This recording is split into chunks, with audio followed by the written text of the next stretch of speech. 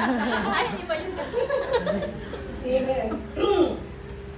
Praise the Lord. Magandang tanghali sa inyong lahat. Are you ready to hear God's Word? Yes. Okay, so, ang topic natin for today, New Life in Christ. Sino yung uma-attend noon? Sino yung may manual noon? Yan. At patapos na tayo, meron na lamang natitirang tatlo. Although ginawa natin yung mga unang mga topics Tuesday nights sa ating mga groups, inabot tayo hanggang lesson 9. Kasi may nakabuo ng 1 to 9. Ngayon, yung mga sumusunod at yung mga last 4 topics ay gagawin natin dito sa ating service. Inumpisahan na ni Pastor Leo last week nung tinawag na, ano yung topic ni Pastor Leo? Ha?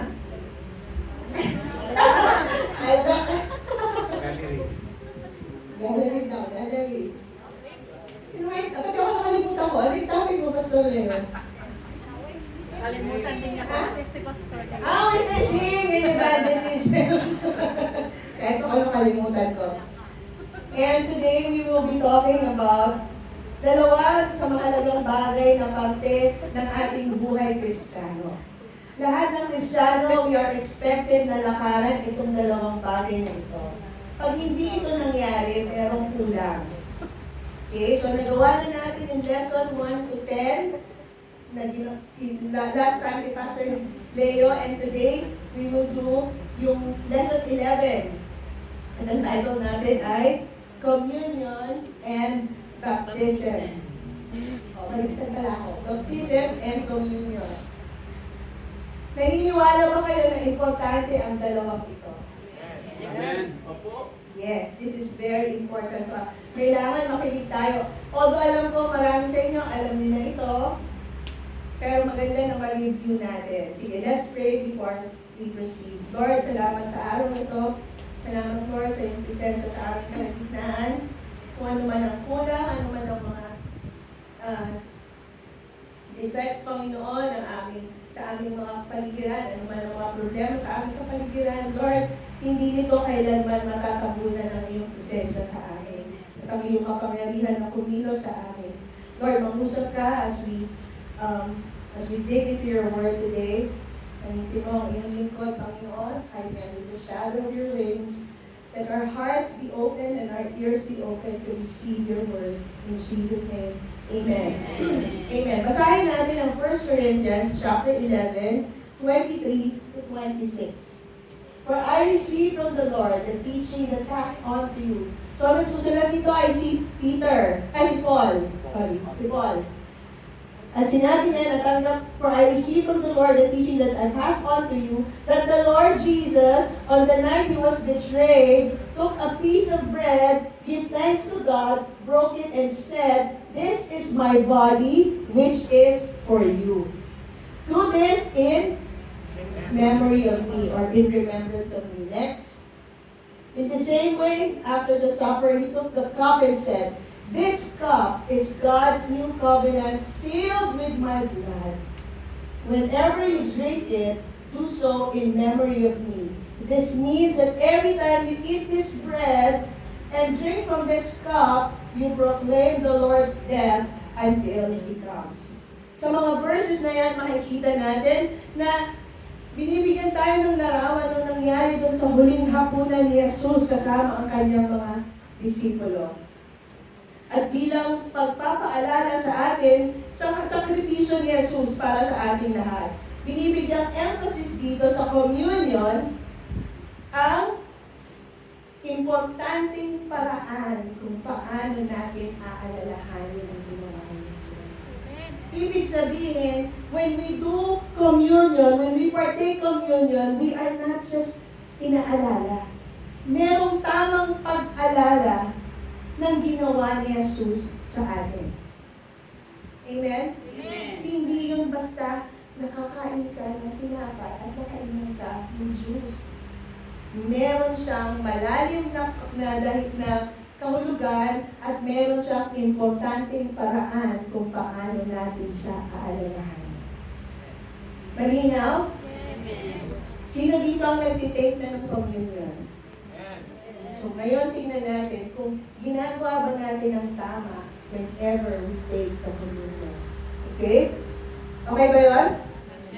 Kasi yung pag-take ng communion, hindi lang siya during communion Sunday. Di ba once a month tayo umiinom ng nag-take ng communion, tama? Pwede niyo siyang gawin araw-araw sa mga bahay ninyo. Why? Si Pastor Yang, ginagawa niya every day. He takes communion. Kung yun ay makakatulong sa'yo para hindi mo makalimutan ang ginawa ni Jesus para sa'yo, then you can take communion every day. Kung yun ang paraan para mapaalala sa'yo, para hindi mo makalimutan ang sakripisyo ni Jesus, at ang hindi ka basta-basta magkasala, then take communion every day. Kaya hindi siya ritual, hindi siya tradisyon, kasi you can take it wherever you are. Amen? Malinaw ba yun? Okay. Kasi hindi siya ritual o tradisyon lamang. Sabi sa Hebrews, dun sa ating manual, may tanong doon, sabi, ilang ulit ba kinakailangang mamatay ni Jesus para tayo ay mapatawad sa ating mga kasalanan? Ano ang sagot? Meron ba tayong Hebrews 10? Wala, no? It's okay. Meron, anong sagot? O, tingnan nyo, dapat alam nyo to. Once. Ano yung once? Isa lang. Kailan yun? Kailan yun? Kailan yung once na yun? 2,000 years ago. Nung pinako si Jesus sa cross. Minsan lang. Once and for all. Once, minsan lang, para sa lahat. Noon, ngayon, at mga ipapanganak pa. Once and for all and forever. Amen?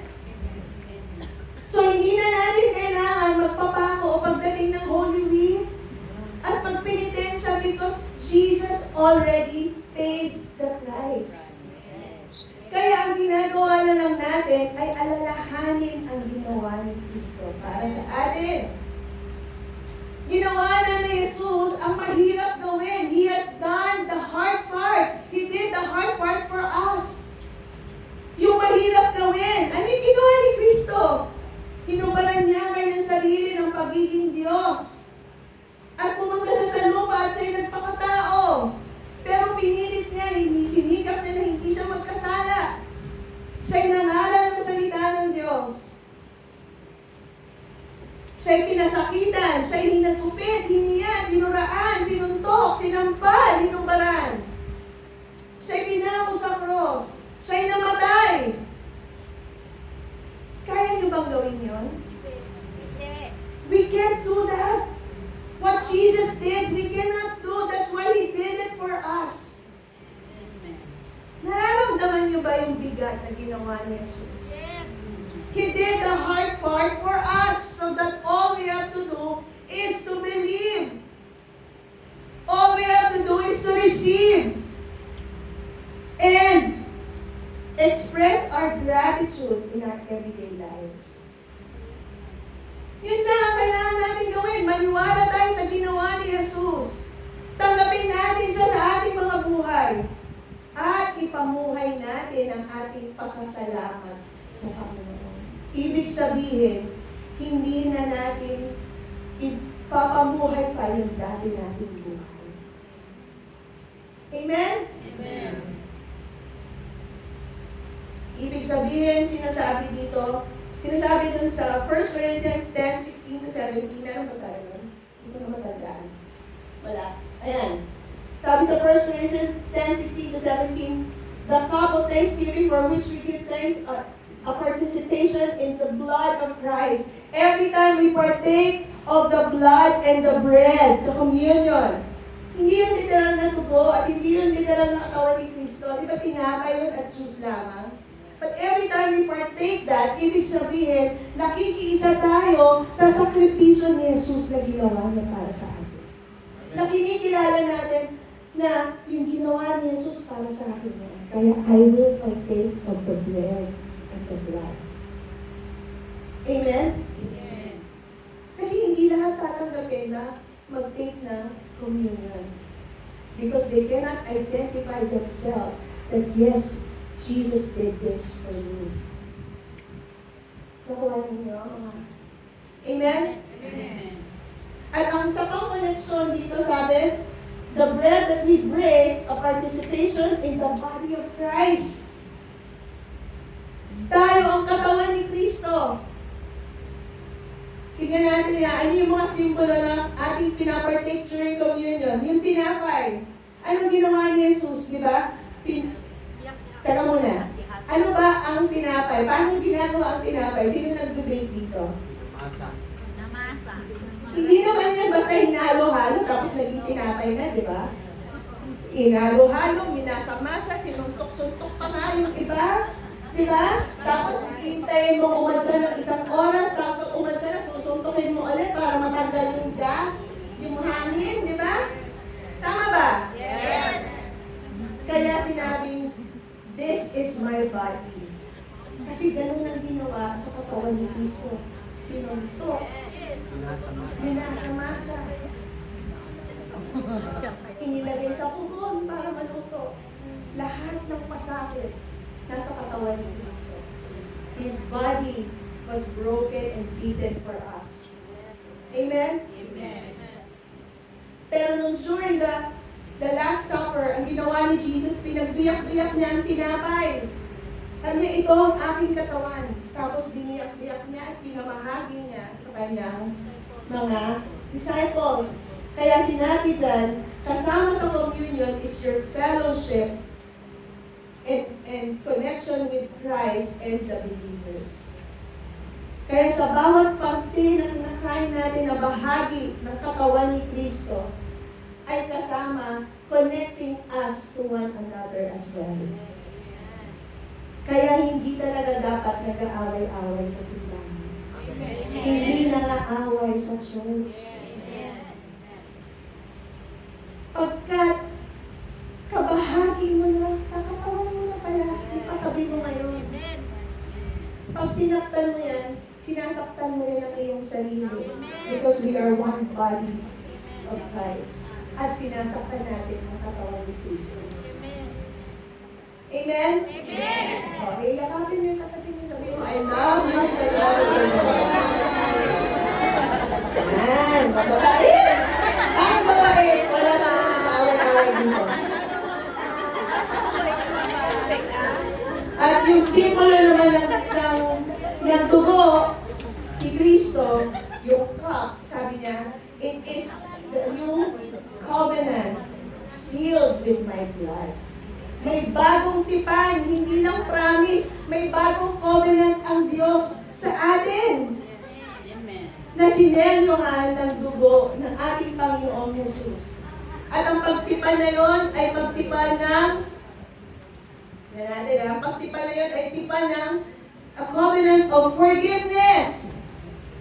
Di ba dahil sa dugo na dumanak sa ating Panginoong Jesucristo tayo tumanggap ng kapatawaran?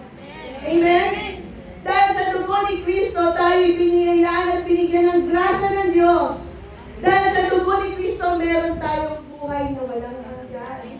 Yan ang simbolo, yan ang promise, yan ang covenant ng Diyos sa kanyang dugo. Sa taong tatanggap nito. Amen?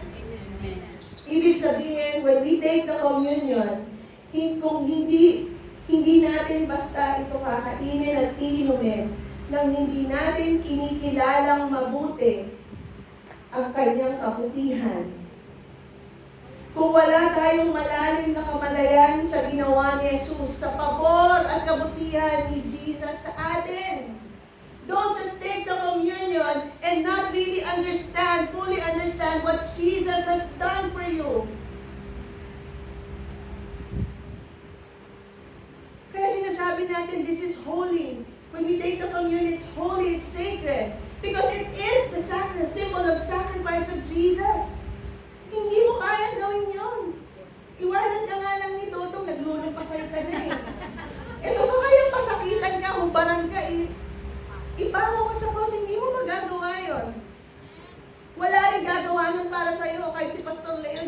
gagawin yan para sa akin.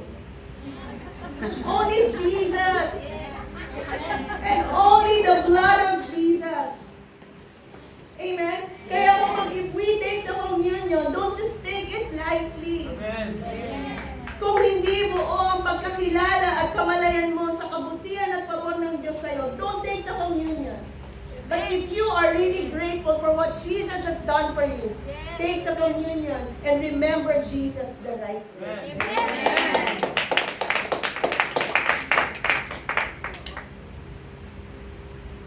Kaya, isa din sa pag-aaralan natin ano yung mga maling akala when we take the communion. Hindi ang ating mabuting gawa, hindi dahil tayo mabait, hindi dahil we are coming to church, it does not make us holy even if we partake the communion. Hindi tayo magiging banal dahil lamang noon. Kaya if you think that, ay, nag-communion, banal.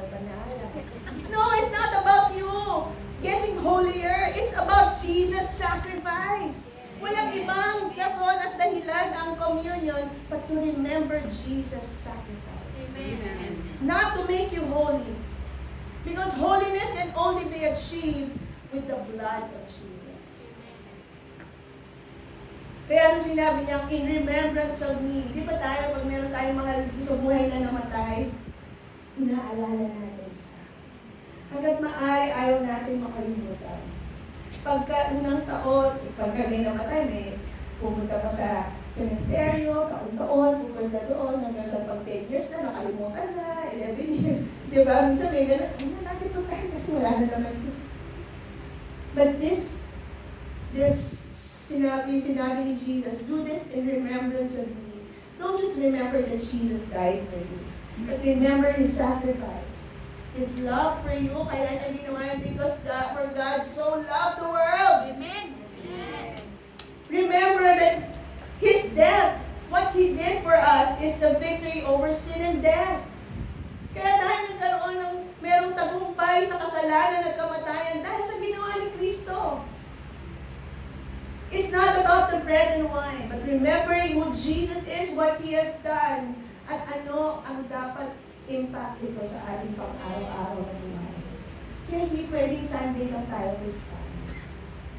Amen?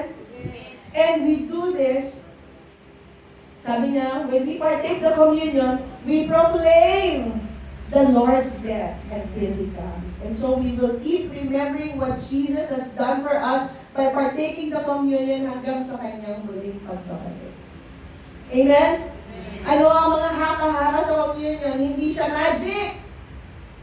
Hindi siya magiging katawan ni Kristo at dugo ni Kristo. At hindi ka basta-basta gagaling. Hindi siya magic, hindi siya tradition, hindi siya makapagliligtas sa iyo. It cannot make you holy, pero hindi rin siya optional. Ang Kristiyano dapat nagpapartake ng communion. Kaya pag may Kristiyanong ayaw magpartake ng communion, siguro meron. Pero ibig sabihin, bakit mo ayaw magpartake ng communion? Ano nga yung pag-partake ng communion, kinikilala mo ang ginawa ni Kristo para sa iyo. It doesn't save us. Oh, ay save na ako kasi nag-communion ako. It doesn't save us, pero tinuturo niya tayo to the one that saves. And it's also a foretaste of glory. Naalala niyo yung preaching ni TV, yung wedding banquet? One day, yung communion natin doon na sa heaven. Kaya dapat praktisado tayo sa pag-partake ng communion dito sa lupa. Amen? Amen! Amen. So bottom line, communion is an act of obedience to God. So the next time we partake the communion, wala tayong communion ngayon. But you can do this, pag-uwiin niyo sa bahay, okay, ng pirasong tinapay ng juice, and remember Jesus the right way. Amen. Amen? Next is baptism. Malinaw na ba ang communion? Kaya na naman kayo, ba't tinanong kayo, baka hindi na naman sagot niyo, ha? Malinaw na ba ang communion? O sige, may tanong ba kayo? Mag-open tayo ng mga tanong. tanong ba about communion? Ayaw niyo naman magtanong pag pinagtatanong kayo. Pag kayo na, saka kayo nagtatanungan. Kaya kung ano-anong sagot na kukuha ninyo. Okay, next. Ang next is baptism. Matthew 28:19-20 says, next verse, Matthew 28. Sabi Lord, therefore, ito yung huling habilin ni Jesus sa kanyang disciples. The last command of Jesus before going back to the Father. Sabi niya, go and make disciples of all nations, baptizing them in the name of the Father, the Son, and of the Holy Spirit. Ang bawat, pag sinabi mong you are a disciple of Jesus, then you also must have already gone through water baptism. You cannot say that you are a follower of Jesus and yet you have not been baptized. Amen? Amen. Hindi mo masasabi na ako yung Kristiyano. Hindi. Eh sabi ko si Jesus yung naman nagsabi, ipangaral mo sa lahat, gawin mo silang disciples. Pero baptize them in the name of the Father. Ibig sabihin, baptism means to speak of our identification with Christ. Pagkilanlan, pagkoneksyon at relasyon kay Kristo. We publicly declare, kaya nga hindi tayo dito na mayroong malaking drama dito namin kayo dito. Pumupunta tayo sa East Coast. Because we are publicly declaring to the world that you have decided to become a disciple of Jesus. Amen. Okay, no? Kaya ang pagsimba-simba, hindi yan automatic. You are a Christian. It doesn't make you a Christian by just by coming to church. The very next step after receiving Jesus into your hearts is to be water baptized. Amen? Amen. Baptism is not optional. Pero paano yun? Merong iba yun. Halimbawa, nung namatay si Jesus, may dalawang magnanakaw sa tabi niya, di ba? May dalawang kriminal. Yung isa, pinukutsa siya, pero yung isa sabi, remember me when you enter your kingdom. Hindi na yung nag-TNE. Hindi na yung nag-accept kay Lord. Hindi na yung ng water baptism. Pero pinangakuan siya ng Diyos. Today will be with me in paradise. Because baptism is not salvation for us. Baptism is the fruit of our salvation. Pagsunod natin, the first obedience, act of obedience natin sa Panginoon. Malinaw? Nakakalimutan niyo na yata. What is baptism? The primary purpose is to give the public testimony. Para daw, kung tinanggap mo si Jesus, tinanggap mo na makipagrelasyon kay Kristo. Pero pagdating ng water baptism, para ka nang nakipag-attend ng kasal. Ikaw ay kinasal. Kasi pag kinakasal, di ba, dapat public. Di ba? Ayaw natin yung relasyon na tinatago. Bakit tinatago ang isang relasyon? Kung ang relasyon ay tama, banal, hindi tinatago, eh di lalo na yung relasyon natin kay Kristo. Pero ang relasyon mo ay alam mong sabit, alam mong delikado, talagang hindi mo ilalabas yan. Amen? Amen. Yun ang ginagawa sa water baptism. We publicly declare, we let the people know that you have decided to become a follower of Jesus.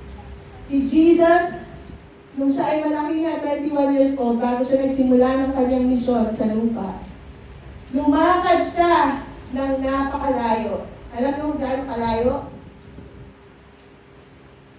60 miles. Ano kalayo 60 miles? So, parang mula dito hanggang Pilipinas. Manila to Tarlac. Manila to Tarlac, ang nilakad ni Jesus para makarating lang sa Jordan River at magpabaptize kay John the Baptist. Tayo andyan lang ilang di ba alam ang East Coast. Nagpabaptize si Jesus out of inconvenience. Ay, umulan, magdalang. Okay lang ba? Pero sabihin, ang dami natin reason para hindi pa tayo magpa-water baptize. baptize noon. Pero salamat at mga nagpapaptize naman na kayo. Yes. At sinasabi din dito, kaya hindi tayo nag-bibisik sa baptism. We don't just sprinkle water because baptism means baptism to submerge, to fully submerge under water.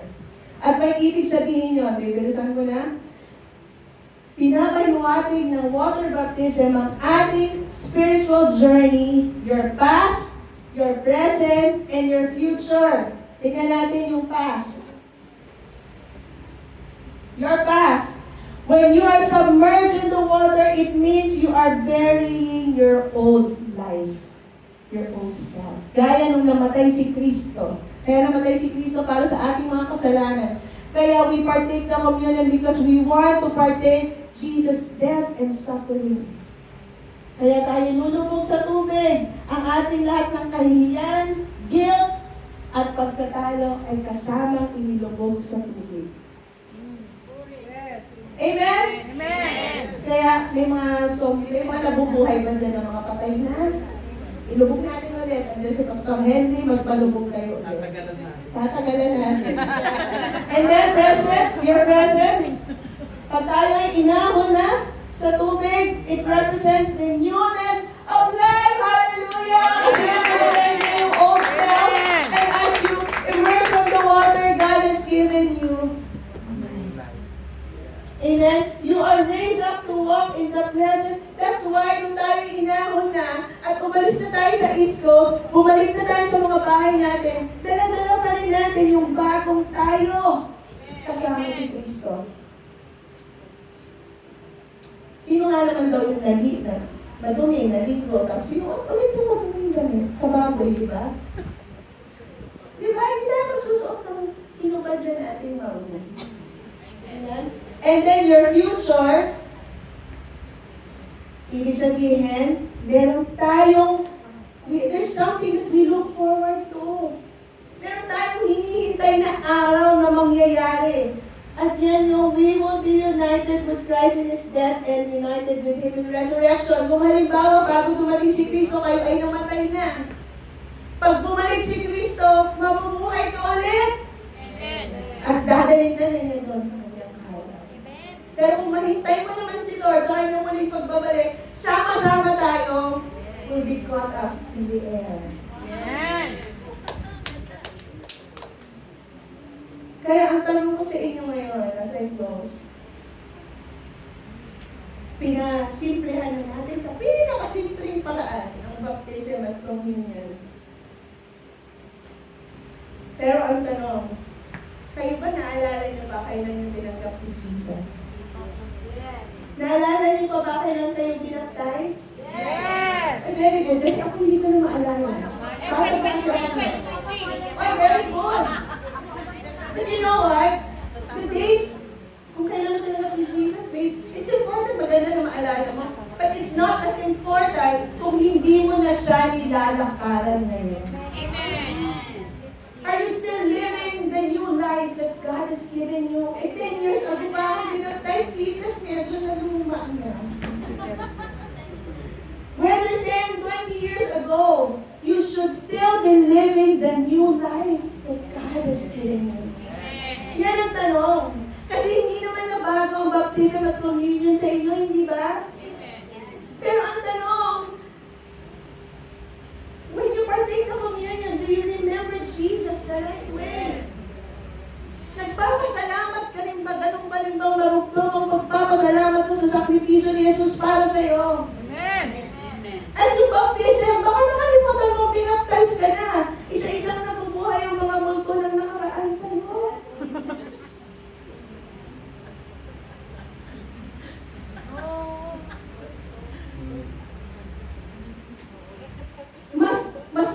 Mas lamang na yung dating ikaw kaysa yung bagong ikaw. Amen. Amen. But amen. No. And so we take this seriously. Nakakatawa, di ba? Isipin niyo itong mga anak ha. Pag may nakita tayong Kristiyano na medyo mali-mali yung kanyang ginagawa, hindi rin kasanatin nila. But do we even look at ourselves? Yes. Ano bang ginagawa mo ngayon? Ikaw ba ay bagong ikaw pa din? O naluma na yung damit na pinili sa'yo, bagong damit na sinod sa'yo ng Panginoon. Lahat naman tayo nasa-struggle. Ako'y nasa-struggle pa din. Lumalabas pa rin yung sungay ko minsan. But it's important that we understand yung bagong tipan, yung new covenant in Jesus of forgiveness. All we have to do is repent. And when we say repent, we don't just say sorry. We repent because ibig sabihin, we change. Talikuran mo talaga yung pagkakamali mo at huwag mo lang babalik-balikan. Kaya yung mga nakaraan, huwag nyo na kasing balikan. Move on! Mas merong something better sila. Dahil ko yung isang pastor, sabi niya, your best is not in your past. Your best is in your future. Because you know, promise the Lord to Jeremiah 29:11. I know the plans I have for you, plans to prosper you and not harm you, plans to give you hope and a future. Amen. Kaya huwag na tayong bumalik sa dating tayo. Let us not live in the past anymore. Amen?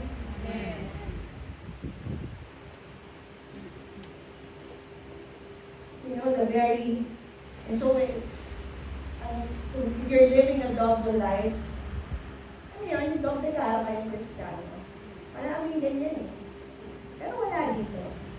Kasi sabihin ko na yung mga doubling karang Kristiyano, you know, you come to church, you look like a Christian. But when you are alone, you are with other people, you live a different life. Nobody can even say, you're a Christian. Hindi nga masabi Kristiyano ka. If you have secret sins in your life, ano man yung mga kasalanan na tinatago pa natin,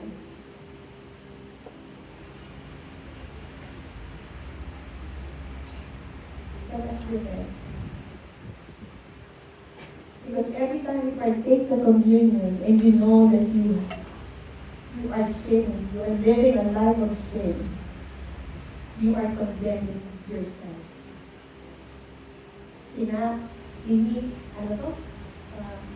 Sinusumpa mo ang iyong sarili. Naglalagay ka ng sumpa. Sinabi yan sa Bible. Kung meron kang kaaway, huwag ka rin mag-partake ng communion. Makipag-ayos ka muna. Dahil hindi sinasakdal mo lang ang iyong sarili. That's why, from this day forward, we will not take communion so casually, so lightly. Napakababaw ng ating pagtingin sa communion. Sabi sa Bible, in the last days, maraming Kristiyano, many Christians in the last days will grow old. Manlalamig, lalayo. Maraming Kristiyano ang manghihina at bababaw sa kanilang buhay Kristiyano. We are in the last days. And so check your hearts. Kung buhay pa ba sa inyo ang tunay na pagpapasalamat sa sakripisyo ng Diyos sa atin. When you partake the communion. Pag kinalala mo ang iyong baptism, kailan ka binaptize, na water baptized, are you still living in the new life that God has given you? Because what the church is all about is not about the music, kaya kahit wala tayong tugtog. It is not about the mga ministry or mga positions. The very focus of the church is the communion, the cross, what Jesus has done for us. Kahit kumpleto tayo sa lahat ng bagay, if we do not honor communion and water baptism the way we should, baliwala ang ating ginagawa. Pero kahit ganito lang tayo, pero we give honor, we remember Jesus the right way sa communion and sa water baptism. Then God is glorified. Amen? Amen. Amen! Amen! Tayo lahat ay tumayo. I want you all to close your eyes.